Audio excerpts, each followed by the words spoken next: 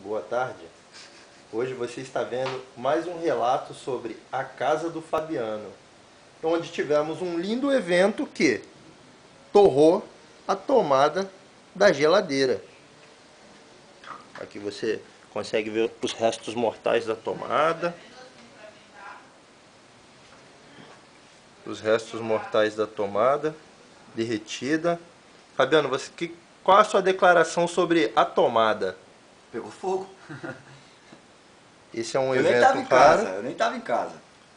Nós poderíamos ter feito uma fogueira aqui em casa, só que como nós perdemos o evento, o fogo não quis se alastrar.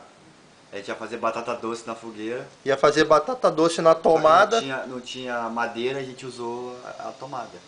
Então, fica relatado aí um evento da casa do Fabiano, onde agora a geladeira não faz mais frio. Um abraço.